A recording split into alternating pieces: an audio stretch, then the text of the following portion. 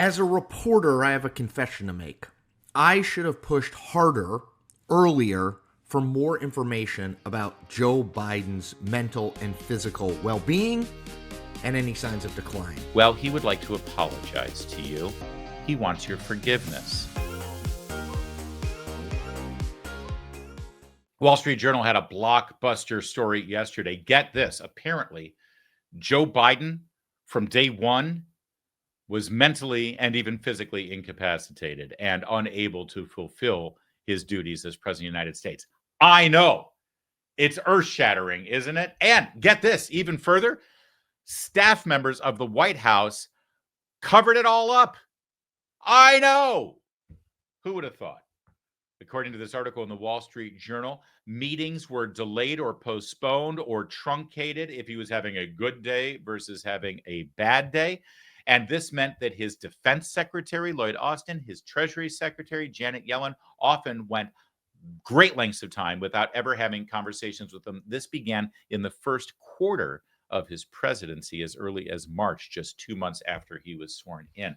And it's funny because that's right around the time Lloyd Austin, the aforementioned Secretary of Defense, was planning that really stellar pullout of Afghanistan that Joe Biden, the commander-in-chief, was in charge of. And that went well, didn't it? It's also right around the time inflation ballooned and destroyed our economy.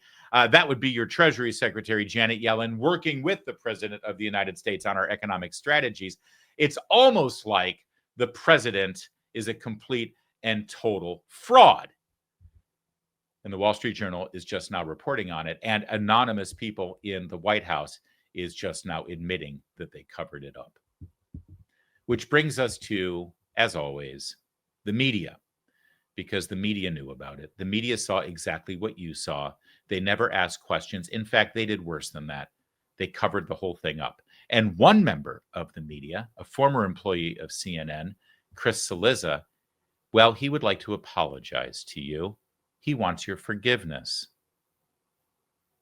Take a listen. As a reporter, I have a confession to make. I should have pushed harder earlier for more information about Joe Biden's mental and physical well being and any signs of decline. So let me explain. Joe Biden was president from 2020 to 2024. I worked at CNN through 2022. During that time, the early part when I was at CNN, 2020 to 2022, Republicans would regularly ping me and say, why don't you ask more questions to Joe Biden and how he's doing? He's 76, 77, 78-year-old man. And I would sort of brush them off because what I would say is, well, there's no obvious evidence that he's declining. Yeah, he moves a little slower, he talks a little slower, but there's no evidence that he's declining. And the White House and the people around Joe Biden were absolutely adamant that suggesting anything, asking the question about whether he was in some physical, mental, or both decline was offensive. How could you? It's age shaming. And I think that impacted me at some level because while I did ask the question from time to time of, not directly the White House, but aides and people around in that orbit, I didn't really push on it, if I'm being honest. Now, once I left CNN and once it became a little bit more clear to me about Biden's age, I think I did write pretty regularly and talk pretty regularly about how I wasn't sure that this guy was up to it. And then obviously after the June 27th debate, everybody, including me, was writing and talking about it. Yeah, okay. So a couple of things here. First of all, love to ask him some questions about this. First and foremost, why did things change for you after you left CNN? What did being at CNN do to affect the way you went about your job? And isn't that worth revealing, pal? Because it sure sounds like while you worked at CNN, there was a climate or atmosphere or even corporate direction that you had to report and do your job a certain way to help a certain person or help a certain political party at the expense of the other people and political party and certainly at the expense of we, the American people. Also, one other thing I really love, and I just can't get enough of it. If you can make this a little bigger, Kevin, look at his bookshelf. See his Emmy? He's got an Emmy. Look, I'm going to point to it. Can you see it with my cursor there? Yeah. Yeah, that's right. What you're seeing right here with this guy admitting that the biggest story in American politics of the last 4 years, the mental and physical incapacity of the president of the United States and the people surrounding him covering it up, the biggest story that any political reporter like this guy should have been on top of, he ignored or missed, or even worse, and we'll get to that in a minute. That right there is an example of not just journalism, but award-winning journalism. That's right. He's an award-winning journalist, my friends. And he missed the biggest story there is. And now he wants your forgiveness. He's asking for your forgiveness. He's apologizing, sort of. I mean, sure, he's admitting that he got the story wrong, but did you hear how he described his behavior there? That he just thought it was, not appropriate, and it was wrong, and it was ageist, and he just shouldn't be pursuing that. Oh, sure, now and again he'd ask some aides about it, but he never asked the president directly, certainly, and never on the record, right? Well, he did more than just that. In fact, thank you to Peter Hassan, a journalist, for pointing this out to us. Here's Chris Cilizza's byline. This is August of 21. And the headline is, Republicans keep trying to make Biden's mental capacity an issue. Damn those Republicans. You know what Republicans were doing to try to make his mental capacity an issue? And again, this is August, right around the time of the Afghanistan withdrawal. Do you know what they were doing to try to make this an issue? They were raising it as an issue. They were actually pointing it out. They were pointing out the truth that we all saw. They were asking questions. Hey, is he okay? Because he doesn't seem okay. That's what those dastardly Republicans were doing. How dare they try to make this an issue? No, they were just pointing out that it was an issue. You idiot. And I do love the subhead here at CNN. It's sort of gross, lowest common denominator politics that drive people away from public life. If Republicans have some sort of proof that Biden is declining, they should bring it forward. If they don't, they should stop doing what they're doing immediately. You see, he did more than just ignore this story. He actually went out of his way to publicly shame, criticize, deride, and attack those of us who were pointing out the obvious truth. Peter Doocy, Fox News Channel, was all over this story yesterday, as you can well imagine. I had a front row seat to a lot of this, and at various times was basically told not to believe what I was seeing or hearing. The president misspoke. The president has a cold. But now the dam appears to be breaking. This Wall Street Journal item interviewed 50 people familiar with Biden's operation.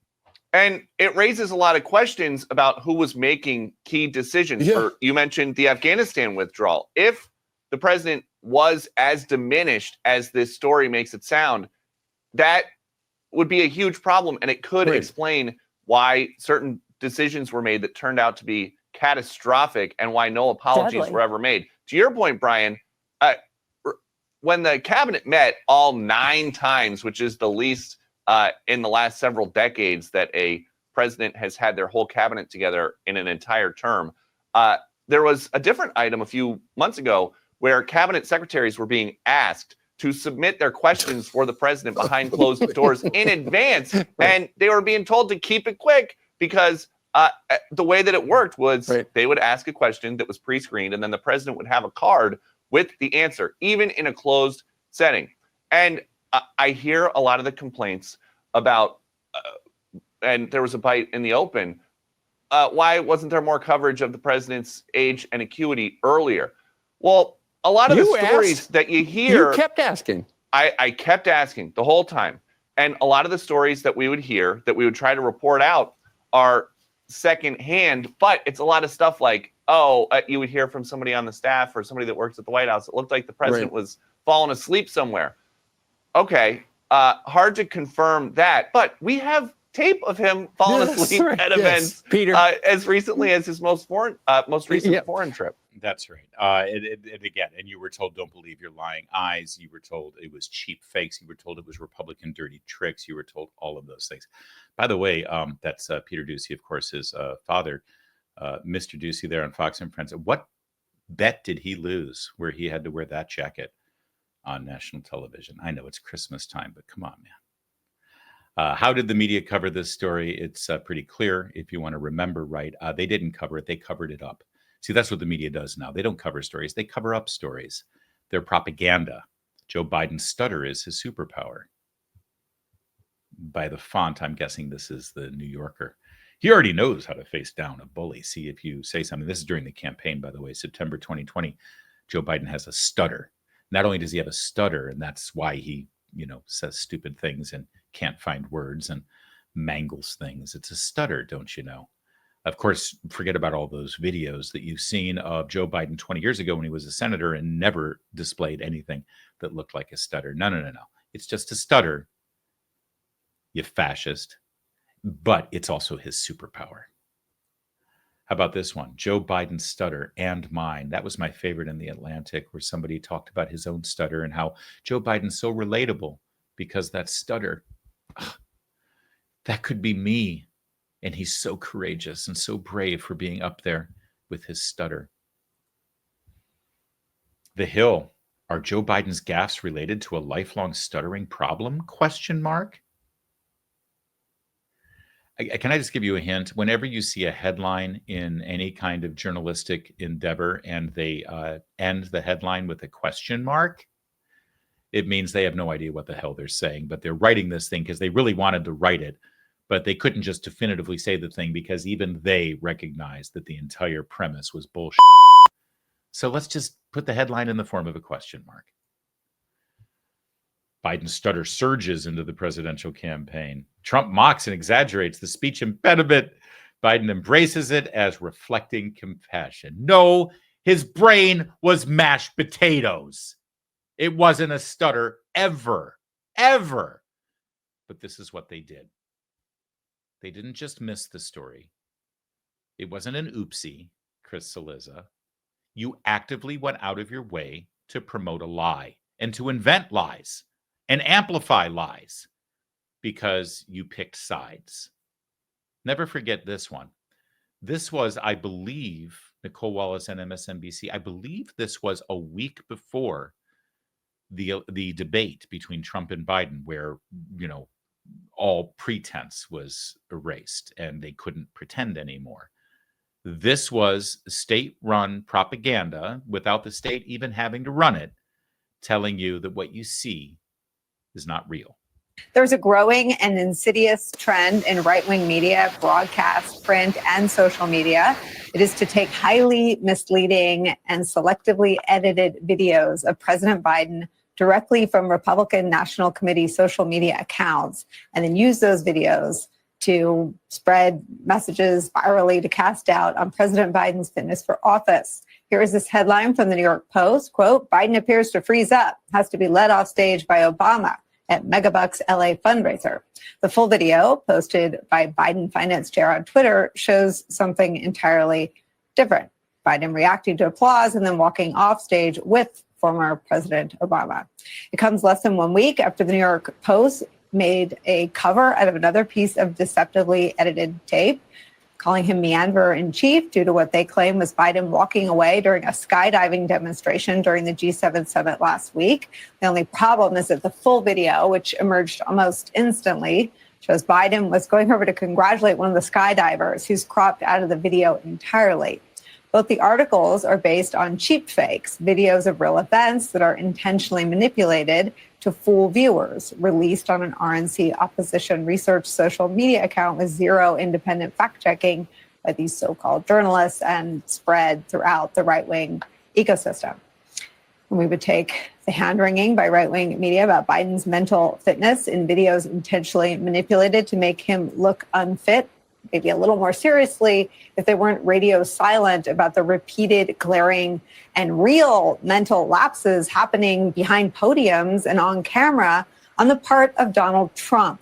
Now, this is a perfect example of why the media is, well, irrelevant at this point, at least the propaganda media that we used to call mainstream. But of course, there's nothing mainstream about it. I think my favorite part of this entire report from Nicole Wallace on MSNBC was this part. Let's watch it again together. It's short. Intentionally manipulated to fool viewers, released on an RNC opposition research social media account with zero independent fact checking by these so-called journalists. And yes, zero independent fact checking by so-called journalists. But of course, we now know that this report is the misinformation. This report with that little peacock in the bottom, which means it's the imprint of NBC News, which I believe, last I checked, still considers themselves a major news and journalism endeavor. This is the misinformation.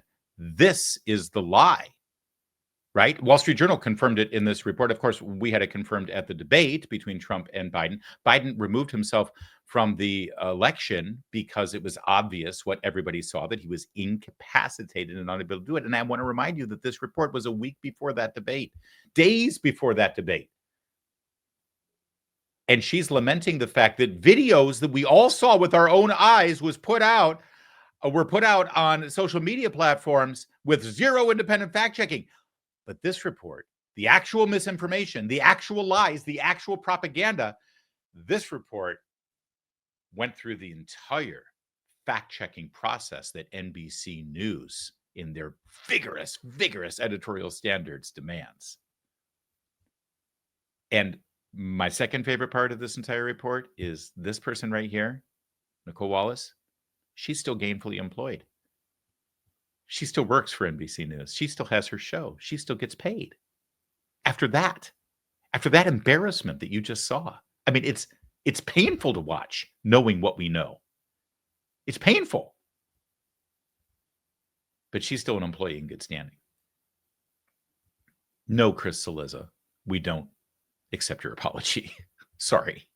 There's no forgiveness here because you still don't get it. You still don't realize what you did and your colleagues did. In fact, let me bring it home to you. I know Peter Doocy just said on Fox News that he brought up this issue repeatedly in his capacity. But there's one White House reporter who was first to bring it up.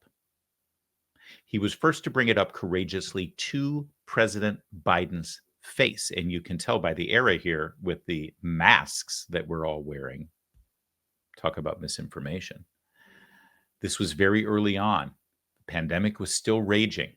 And James Rosen, senior White House correspondent for Newsmax, in the East Room, one of the very few open press conferences that Joe Biden conducted as president of the United States because of his mental capacity.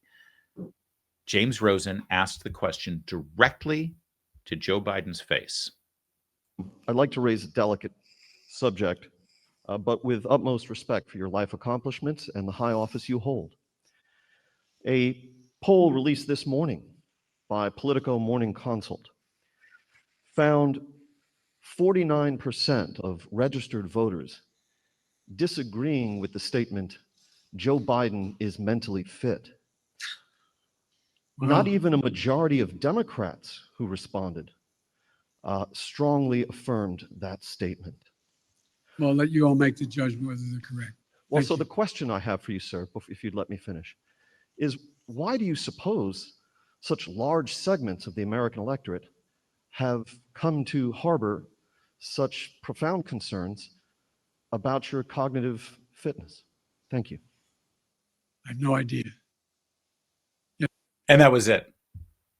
Next question. Although whenever asked about it after that, Biden would just say, watch me, watch me. And of course, we did watch him.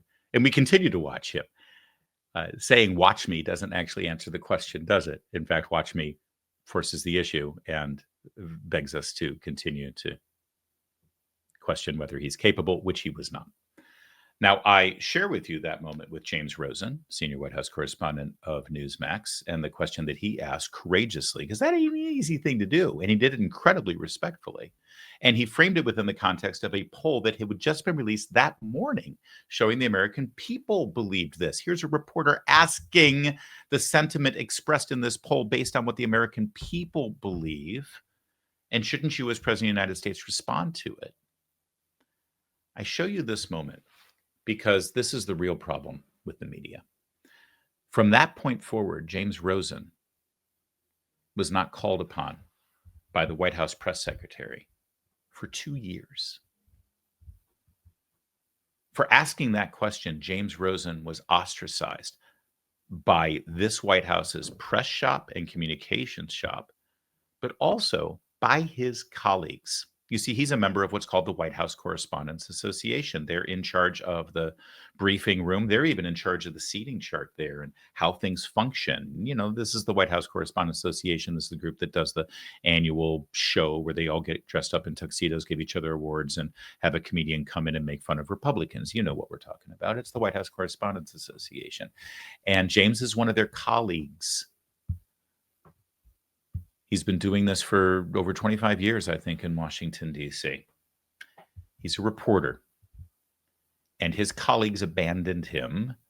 His colleagues who work there in the White House Correspondents Association and in the press briefing room, they let him dangle. They let him suffer. They let him be ostracized. In fact, they aided in ostracizing him. Now, you ask James, he won't say that. He'll be respectful and deferential to his colleagues, and I'm sure he has too much class to say it, but I'll say it for him.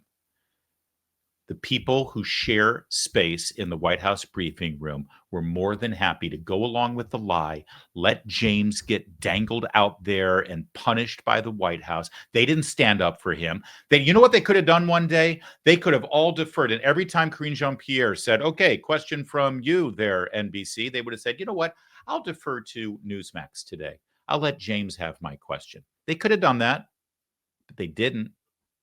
Remember when they all rallied around Jim Acosta for being a jerk during the Trump presidency, when he wrestled that microphone from the woman who worked in the communications office? And as punishment, the White House decided not to let him have a hard pass to the briefing room for a couple of weeks. Oh, they all rallied around him. They all circled the wagon. They put out briefing. They said this was a threat to the First Amendment. But here we have a reporter doing exactly what the First Amendment and freedom of speech press is supposed to protect. Standing up there and asking a question, truth to power, and it was the truth. And they stabbed him in the back. That's what journalism has become. That's what reporters have turned into. So no, Chris Cilizza, none of us accept your apology that wasn't really an apology because you never said you were sorry. None of us give you any forgiveness. None of us will trust the DC media monolith and monopoly again until they actually change the way they go about doing business. And they won't. They won't. They won't until you force them to by turning away and turning to people like us.